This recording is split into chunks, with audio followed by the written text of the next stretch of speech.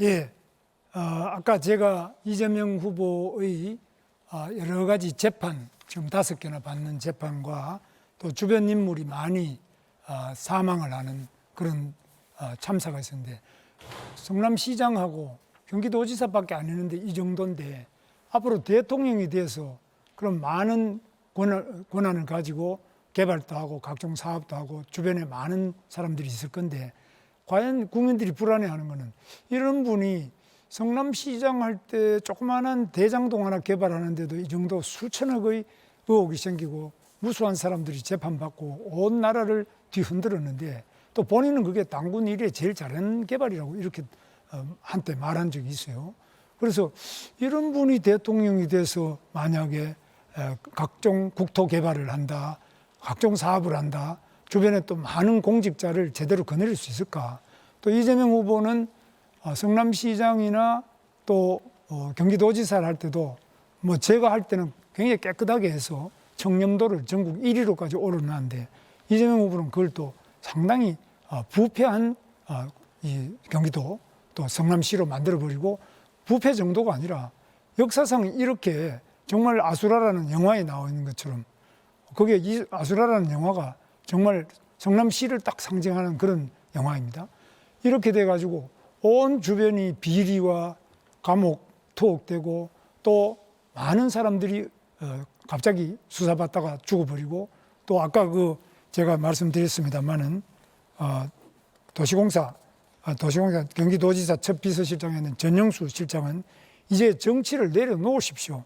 더 이상 희생은 없어야 하지 않겠습니까?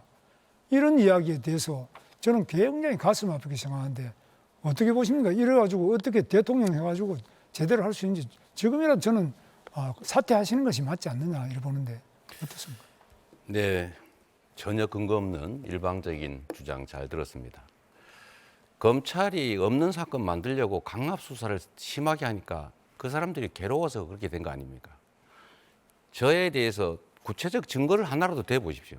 제가 부정부패를 저질렀는지. 저는 업자를 만난 일도 없고 그들이 커피 한 잔 얻어먹은 일이 없어요. 그 사람들이 사망한 것은 그 검찰의 가혹한 그 압박 수사 때문이죠. 그 돌아가신 분들은 정말로 가슴 아프게 생각합니다. 자, 이제 시간이 다 됐는데, 지금 보세요.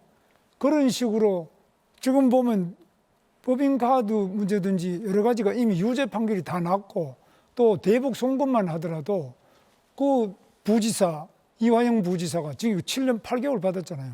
감옥에 앉아가 있고 다 지금 현재 유죄 판결을 받아가지고 있는데 증거가 하나도 없다. 그럼 무슨 증거를 원하십니까?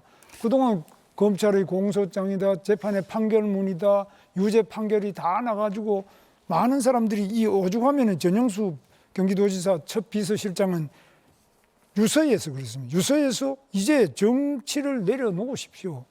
더 이상 희생은 없어야 되지 않겠습니까? 이분이 돌아가시면서 괜히 그러면 허위 사실을 유포하겠습니까? 여기에 대해서 저는 이재명 후보가 지금이라도 이 대통령이라는 자리는 엄청나게 윗물 중에 윗물인데, 윗물이 맑아야 아랫물이 맑지. 대통령이 이렇게 부정부패와 온갖 그 의혹을 가지고 재판을 받아야 되는데, 자기 재판은 또 안 받겠다고 전부 재판 중지법을 만들어가지고 다 수도하고, 자기가 하는 여러 가지 것들은 예를 들면 공직선거법상 허위사실 유포죄 이런 거는 아예 그 행위 자체를 없애버리는, 이런 법을 고쳐가지고 내가 지은 죄는 아예 죄목 자체를 없애버리자. 세상 전체에 이런 핵에 망치간 발상을 어떻게 할 수 있냐. 이런 분이 대통령이 된다면 이 나라가 어떻게 되겠냐. 정말 이낙연 대표도 괴물 국가라고 그랬습니다. 괴물 국가. 그래서 이 괴물 국가를 만드는 괴물의 그 우두머리가 바로 이재명 후보 아니냐. 그런 점에서 오죽하면 이낙연 후보가 저를 지지한다고 하겠습니까? 그분이 저를 지지할 때 얼마나 많은 부담이 오겠습니까? 여기에 대해서는 우리 이재명 후보께서 반드시 그 답을 해야 된다. 이걸 돌려가서 안 되잖아요. 근데 또 형님도 그렇지 않습니까? 이재명 후보 형님께서 정신병원에 강제 입원하려고 그러다가 우리 구성숙 우리 보건소장도 잘 아실 거예요. 그런 분들이 다 그냥 안 된다고 했는데, 그래 무리하게 하다가 결국은 형님 돌아가셨죠. 그 다음에 또 형수님 보고 그 말린다고 온갖 그 욕을 해가지고 온 가정이 다 어려워졌고 파탄이 나고 이런 상태인데 이것도 못하면서 그 연설 장소가 아니니까 저한테 아니 답변 어떻게 기회를 좀 한번 그래가지고 어떻게 대통령이 되느냐. 저는 그런 면에서 국민들이 너무너무 우려하고 제가 우려하는 것이 아니라 이낙연 총리가 오죽하면은 우려를 해서 이렇게 돼 있겠냐. 잠시만 사회자가 개입하겠습니다. 지금 이재명 후보에게 30초 답변 기회를 드려야 되고 2명 이상과 토론을 해야 되기 때문에 먼저 빨리 답변- 답변을 듣고 질문 하나를 하도록 하겠습니다. 이재명 후보 답하시죠. 네, 저한테 부정부패 이미지를 씌우려고 노력하시는데 제가 그거 하나 물어보겠습니다. 김문수 후보 그 정치자금 4번인가 3번인가 그 부정자금 받은 걸로 그 캠프에 있는 아주 가까운 사람 다 처벌받았죠. 그렇죠. 그의 부정수지 그 받은 부정해서 수급한 정치자금이 4억이 넘던데 그거 본인은 몰랐다는 이유로 다 처벌을 면했지 않습니까? 본인이 진짜 뭐- 몰랐어요. 그럼 부하들이 다 그 책임을 지면 그 김문수 후보님 주장에 의하면 연대 책임으로 당연히 책임을 져야 되는 거 아닙니까? 아니, 제가 알지도 못하는 일에 대해서 왜 제가 책임을 져야 됩니까? 제가 네, 잠시 문제가- 사회자가 개입하겠습니다. 시간이 남지 않아서 한 명에게 더 질문을 하고 답을 들어야 예, 2명 이상 토론이 가능합니다. 제가 문제가 있다면 당연히 처벌받았겠죠. 제가 안 처벌받으면 자꾸 저 처벌로 하는데 우리 이준석 후보는 어떻게 보십니까 이 문제? 방금 전에 이재명 후보가 측근들이 문제가 있으면 나도 문제가 있는 것이냐 이렇게 하셨기 때문에 본인들 측근들이 이제 문제 생기시면은 똑같은 논리로 이제 타격받으실 텐데 그냥 급급해가지고 안 말씀하신 것 같습니다. 실제로 이재명 후보 문제 많죠.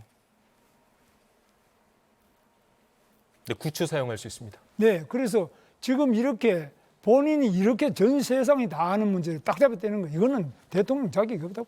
네, 주어진 시간 모두 사용했습니다. 이어서 이준석 후보 주도권 토론 시작합니다.